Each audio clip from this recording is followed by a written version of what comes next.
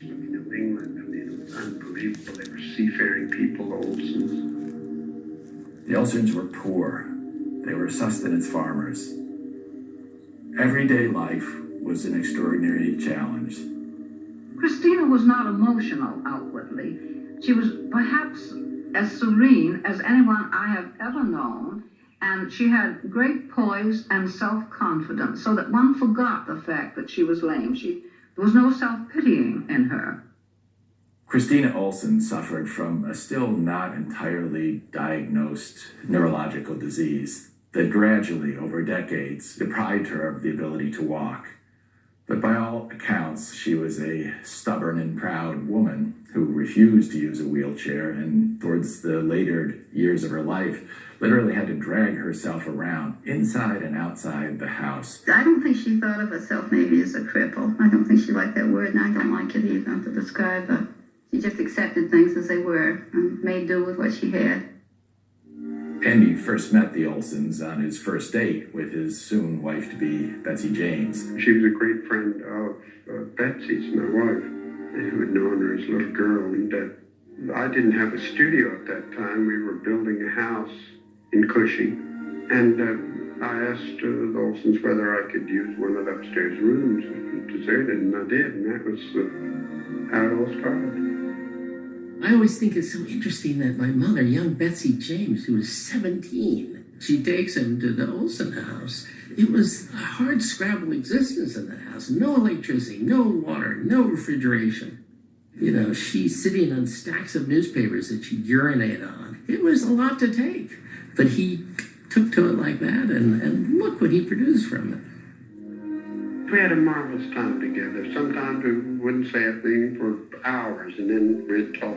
She felt very easy with me, and I think enjoyed it. And again, it's this world that my father then sort of morphed into, as he had done in Pennsylvania, I think, with the Kerner farm, and it was magic.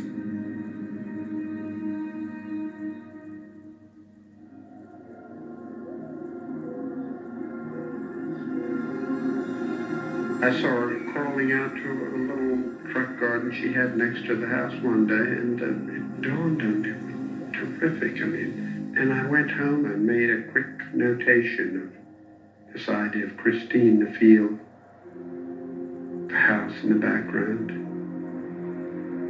And several days went by, and this kept building in my mind. Christina's world is a picture that's actually kind of hard to look at anymore because it's become such an icon that to come to it fresh is almost impossible.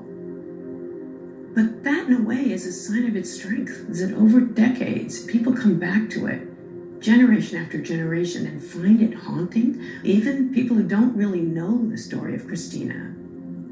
It's enjoyed because there's a spectrum of emotions that it can release, and that might be loneliness, it might be yearning, it might be something that's lost that can never be seen or rescued again. It can look like somebody's dream, a nightmare maybe even. This woman seen from the rear, moving herself up towards a little haunted house that's on this very strong horizon. A woman longing for something. Some people pick up that she's crippled. Some people don't at all and just think she's yearning. It's a very odd painting. Everything is incredibly sharp focus. It's this crystalline world. I mean, here you have a wisp of her hair blowing, and then up in the barn, you know, half a mile away is the shadow of a swallow flying by. You know, it's sure realism. And that's what I think lifts it into just another world.